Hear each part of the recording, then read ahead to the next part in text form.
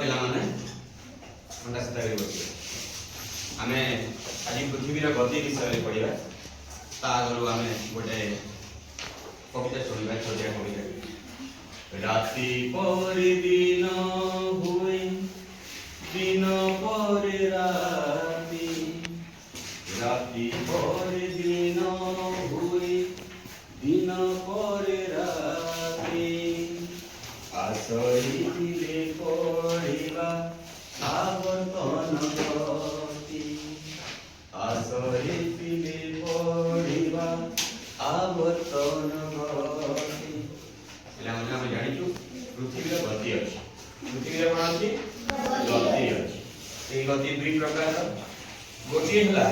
पृथ्वी जेते बेले तार अक्ष चतुर्पार्श्व घुरुଥାଏ पृथ्वी जेते बेले एटा पृथ्वी रे गोटे मोडे पृथ्वी जेते बेले तार अक्ष चतुर्पार्श्व घुरुଥାଏ पृथ्वी रो एही प्रकार गति को हमें आवर्तन गति बोली कहैछन पृथ्वी जो अक्ष चारिपटे बुलुଥାଏ पृथ्वी रो ए गति को हमें पृथ्वी रो आवर्तन गति बोली कहिथाउ ए आवर्तन गति को हमें आंधिक गति बोली मध्य कहिथाउ दैनिक गति बोली मध्य कहिथाउ तो एही जो आवर्तन गति फल रे कोन होई दिन राति संगठित होइଥାଏ कोन होइଥାଏ आवर्तन गति फल रे कोन संगठित होइଥାଏ दिन राति मने रहिला आ गोटे गति अछि पृथ्वी रो सेटा हला परिक्रमण गति से विषय हमें परे पढिबा आज हमें को गति विषय पढिबा आवर्तन गति विषय रे पढिबा पृथ्वी निज अक्ष चारिपटरे आवर्तन करथाय माने घुरुଥାଏ पृथ्वी निज अक्ष चारिपटरे आवर्तन करथाय माने घुरुଥାଏ हैला एही पूर्ण आवर्तन करिबा पृथ्वी को प्राय 24 घंटा जदि हमें ठीक रे कहबा ताले 23 घंटा 56 मिनिट 4 सेकंड समय लागि थाए ठीक अछि तो आवर्तन करूथिबा समय रे एहार मेरु दुईटी स्थिर होई रही थाए जते बेले एहा आवर्तन करे एहार मेरु दुईटी स्थिर होई रही थाए बुझे गेल तेणु मेरु ठारे पृथ्वी रो आवर्तन गतिर वेग शून्य तार आवर्तन वेग किछि वेग न थाए मेरु अंचल किंतु धीरे धीरे जते बेले से विषुववृत्त आड़ को आवर्तन ओइ विषुववृत्त आड़ कोन होई तार वेगटा धीरे धीरे आवर्तन गतिर वेगटा धीरे धीरे बढ़ी जाय वृद्धि पाए बुझे गेल तो केउ अंचल रे तार वेग सर्वाधिक होय विषुववृत्त अंचल रे तार वेग सर्वाधिक होई जाय एही वेग केते जानिछो घंटा प्रति घंटा रे 1670 किलोमीटर प्रति घंटा रे विषुव रेखा पाखरे 1670 किलोमीटर वेग रे पृथ्वी आवर्तन करे किंतु जेहेतु पृथ्वीटा बहुत बड़ पृथ्वीटा बहुत बड़ तार गतिटा हमकु जणा पड़े नाही तार गतिटा हमकु जणा पड़े नाही बुझि गेला तो एहा छडा पृथ्वी पृष्ठ रे थिबा जेते जीव निर्जीव सब अछंती पृथ्वी ऊपर को थिबा वायुमंडल मध्य सहित सेमाने मध्य समान वेग रे घुरुथांती पृथ्वी जेते आवर्तन करूथाय जेते जीव निर्जीव ए पृथ्वी रे अछंती समस्त ता सहित आवर्तन करूथांती किंतु जानि पारंती नाही तो पृथ्वी पृष्ठ रे कोन संगठित होय आवर्तन गति फल रे दिन और राति कोन संगठित होय दिन और राति संगठित होय प्रत्येक स्थान रे हमें सूर्योदय देखो प्रत्येक स्थान रे हमें पूर्वाह्न देखो प्रत्येक स्थान रे हमें अपराह्न देखो प्रत्येक स्थान रे सूर्यास्त होई संध्या हो जाए तापरे पुणी मध्य रात्रि होई पुणी सकाळ होना तो सूर्योदय हुए सूर्योदय हेले दिन हुए सूर्य जते बेले अस्त हो जाए रात्रि तो एही आवर्तन गति फल रे कोन संगठित हुए दिन और रात्रि संगठित हुए तो एटा गोटे कोन ग्लोब हैला तो हमें एही ग्लोब आ गोटे मोहम्मती सहाय्य रे हमें देखिबा जे पृथ्वी पृष्ठ रे किभଳି भाबरे दिन और रात्रि संगठित होई थाए वर्तमान टिके झरका गुडा को बंद करिया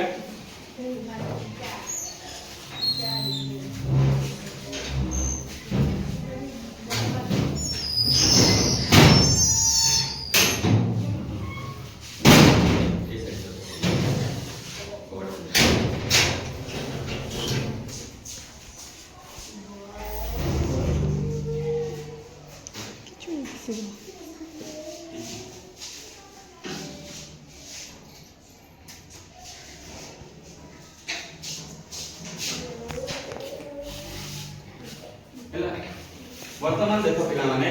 एटा आमे मने करिबा जे एई जो मोमबत्तीटा जळुची एटा हैला सूर्य, एटा हैला सूर्य, एटा हैला पृथ्वी। जेबे सूर्य उदय होई सूर्य को आलोक पृथ्वी रा जेउ अंश रे पड़े, जेउ अंचल रे सूर्य को आलोक पड़े सेही अंचल रे कोन आलोकित देखा जाउची, एटा कोन दिन, एटा कोन दिन। जेते बेले सूर्य आलोक पृथ्वी रा जेउ पार्श्व रे पड़ी आलोकित हुई ताहा को दिन कहा जाय, आ तार विपरीत पार्श्वटा अंधार हे कि थिबो सेही स्थान मानंगरे कोन हुए रात्रि हे। बुझे गेला दिन राति किपरि संगठित होई जानिला। तो वर्तमान आमे देखिबा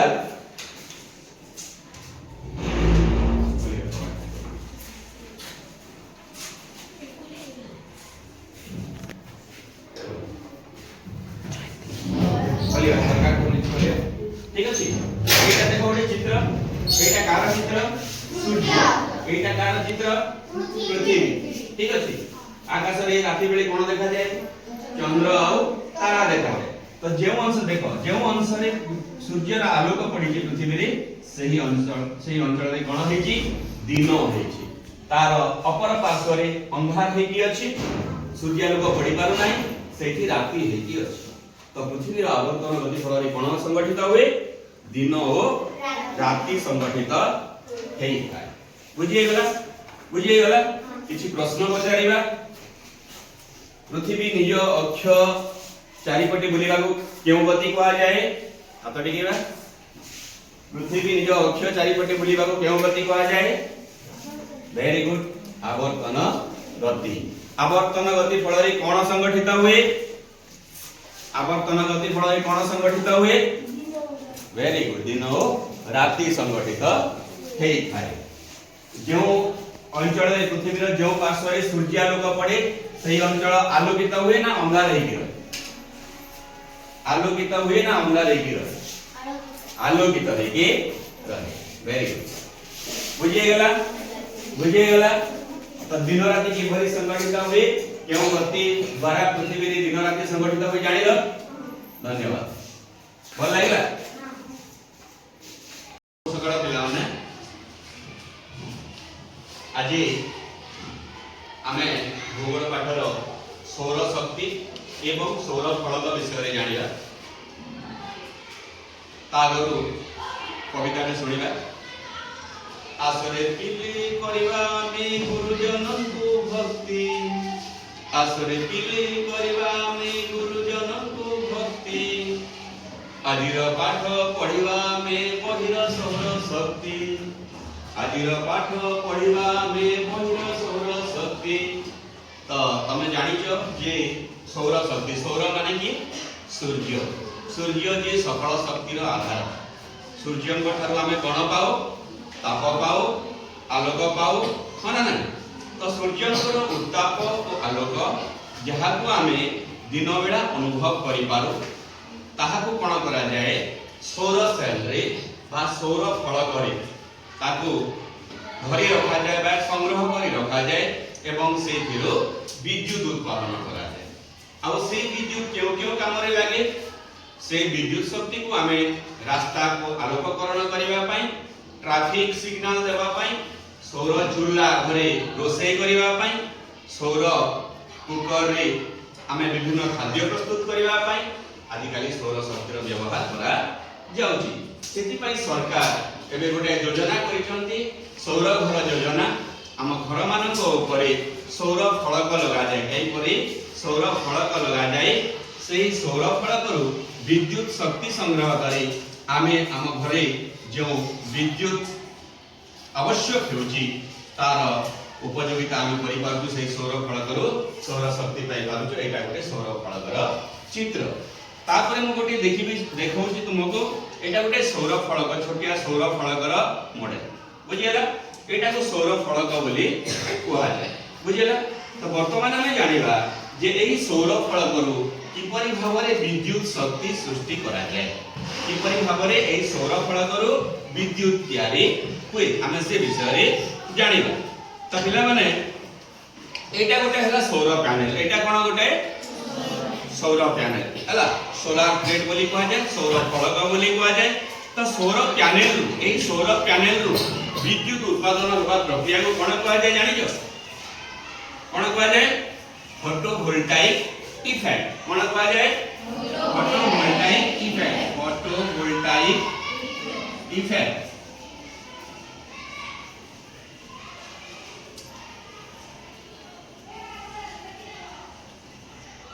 हला तो सौर पैनल रो विद्युत उत्पादन हेबा प्रक्रिया को कोन कहवा जाय मने रखिबा फोटोवोल्टाइक इफेक्ट कोन कहवा जाय फोटोवोल्टाइक इफेक्ट एही फोटोवोल्टाइक इफेक्ट प्रक्रिया रे आलोक शक्ति सीधा सड़क विद्युत शक्ति रे परिणत हुए बुझियला एही प्रक्रिया रे कोन हुए आलोक शक्ति सूर्यंकर आलोक शक्ति सीधा सड़क वैद्युतिक शक्ति रे परिणत हुए बुझिगला तो सौर पैनल अनेक गुड़िए फोटोवोल्टाइक जोटा कि पीवी सेल पाजे कोन फोटोवोल्टाइक पीवी सेल कोन कहवा जाय पीवी सेल कहवा जाय बाय फोटोवोल्टाइक पीवी सेल बा कोषरे तयारी होई थाए पीवी सेल बा कोषरे तयारी एटा सेल माने कोष तो आ गोटे जानिबा जहा मुख्यतः कोन होय सिलिकॉन परे सेमीकंडक्टर रो नाम सुनिथिबो सेमीकंडक्टर पदार्थ रे निर्मित होई थाए बुझिएगा तो वर्तमान जानिबा प्रत्येक जो सिलिकॉन पीवी सेल ता तार दुईटी स्तर थाए कोन थाए दुईटी स्तर थाए गोटे हला कोन धनात्मक गोटे हला धनात्मक एटा को पी टाइप को आए आ गोटे हला ऋणात्मक एटा को एन टाइप को आए बुझिएला गोटे हला धनात्मक दुईटी स्तर थाए केतोटी स्तर थाए प्रत्येक सिलिकॉन पीवी सेल रो दुईटी स्तर थाए गोटे हला धनात्मक जोटा कि पी टाइप आ गोटे हला ऋणात्मक जोटा कि एन टाइप चार्ज विशिष्ट आ गोटे हला पी टाइप चार्ज विशिष्ट बुझिएगा एहा उभय स्तर रो मिलन स्थल रे उभय स्तर माने को स्तर एही पी टाइप स्तर आ एन टाइप स्तर एही धनात्मक स्तर आ ऋणात्मक स्तर रो मिलन स्थल रे कोन होय गोटाए वैद्युतिक क्षेत्र सृष्टि होय कोन सृष्टि होय गोटाए वैद्युतिक क्षेत्र सृष्टि बुझिएगा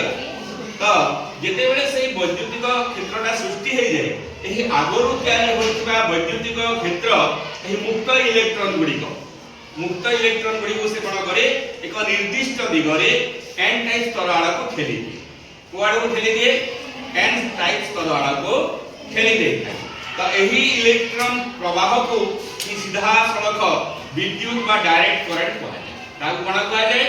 विद्युत कहै बा डायरेक्ट करंट कहै डीसी जोटा दीक प्रकार था गोटे डीसी और गोटे एसी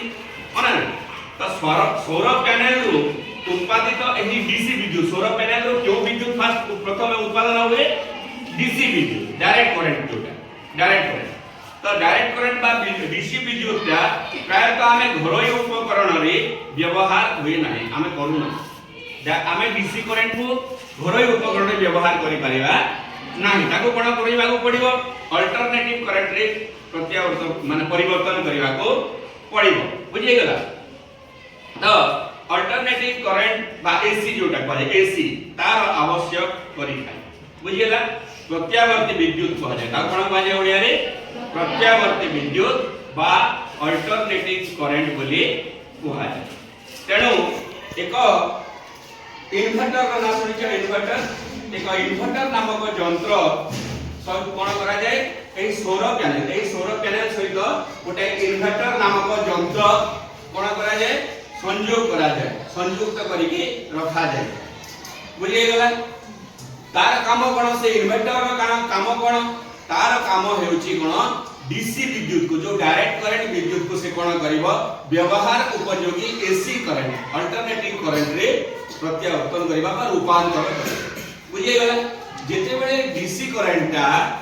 इन्वर्टर सहाय्य रे एसी करंट को रूपांतरित हे जाए सेते बेले सही करंटटा बा सही विद्युतटा हमर व्यवहार उपयोगी हे जाए आमे घरे जो उपकरण गुडा का व्यवहार करूछु सेठी आमे से अल्टरनेटिव करंट बा एसी करंट को व्यवहार करी पारिबा बुझिए गेला तो एसी करंट जोटा परिवर्तन हे गला डीसी करंट जेते एसी करंट रे परिवर्तन हे गला से एसी रे परिवर्तन होबा परे एही विद्युत आमे कोन करि परिबा आमे निजर घरे व्यवहार करि परिबा हमर व्यवसाय प्रतिष्ठान रे व्यवहार करि परिबा बुझिला ना नहीं तो आमे कलकारखाना रे भी व्यवहार करि परिबा जेते बेले अधिक विद्युत उत्पादन होय जेते बेले अधिक विद्युत हमर सोलार प्लेट हमर ए प्लेट रे जेते बेले अधिक मात्रा रे विद्युत उत्पादन हो जाए ताहा को कोन करा जाय गोटे बैटरी रे ताको संरक्षण करिके रखा जाए बा कोन करा जाए से अधिक उत्पादित विद्युत को मुख्य ग्रिड को पठा जाए मुख्य विद्युत ग्रिड को पठा दे जाए बुझी गला तो वर्तमान हमें जानिलु जे सौर फलकरू ए सौर शक्ति को व्यवहार करिके हमें किपरि भाबरे विद्युत उत्पादन करि परिबा से विद्युत को हमें किपरि भाबरे हमें कार्य रे लगे पारि बुझी गला नहीं एनी डाउट नो वर्तमान गोटे प्रश्न तमान को पचारिबे ए टीवी सेल रे केउ दुईटी स्तर थाए जो दुईटी स्तर थाए तार ना कोन हाथ टेकी कोन गोटे हला धनात्मक गोटे हला ऋणात्मक बुझे गला हमें सौर शक्ति रो जेते बेले सौर फलक रे विद्युत उत्पादन करा जाय सौर शक्ति को व्यवहार करे जेते बेले सौर फलक रे विद्युत उत्पादन करा जाय ता क्यों विद्युत एसी करंट ना डीसी करंट